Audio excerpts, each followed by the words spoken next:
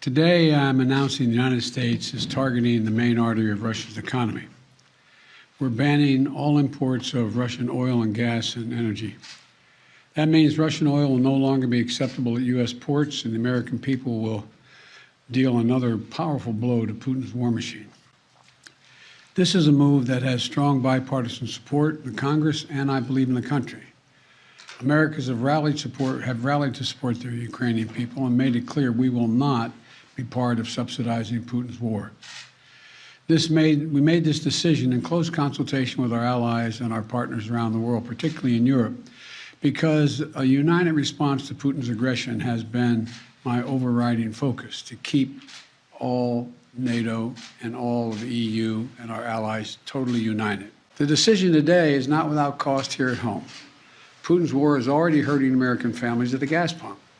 Since Putin began his military buildup on Ukrainian borders, just since then, the price of the gas at the pump in America went up 75 cents.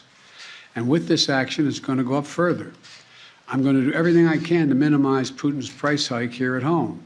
In coordination with our partners, we've already announced that we're releasing 60 million barrels of oil from our joint oil reserves. Half of that, 30 million, is coming from the United States. And we're taking steps to ensure the reliable supply of global energy. To the oil and gas companies and to the finance firms that back them, we understand Putin's war against the people of Ukraine is causing prices to rise. We get that. That's self-evident. But,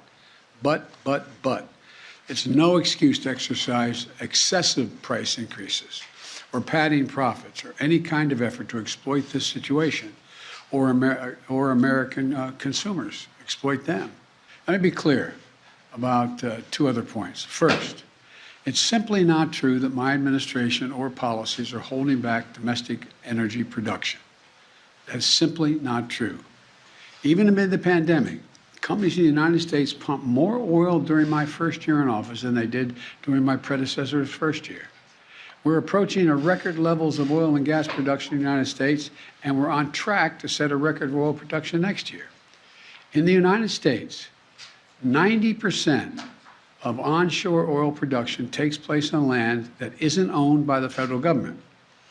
And of the remaining 10% that occurs on federal land, the oil and gas industry has millions of acres leased. They have 9,000 permits to drill now. They could be drilling right now, yesterday, last week, last year. They have 9,000 to drill onshore that are already approved. So let me be clear. They are not using them for production now. That's their decision. These are the facts. We should be honest about the facts. Second, this crisis is a stark reminder to protect our economy over the long term, we need to become energy independent. It should motivate us to accelerate the transition to clean energy. This is a perspective that our European allies share, and the future where together we can achieve greater independence.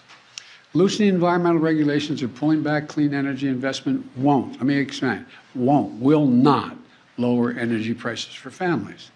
But transforming our economy to run on electric vehicles powered by clean energy, with tax credits to help American families winterize their homes and use less energy, that will help.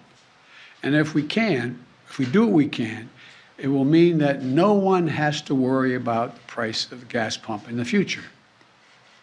That'll mean tyrants like Putin won't be able to use fossil fuels as weapons against other nations.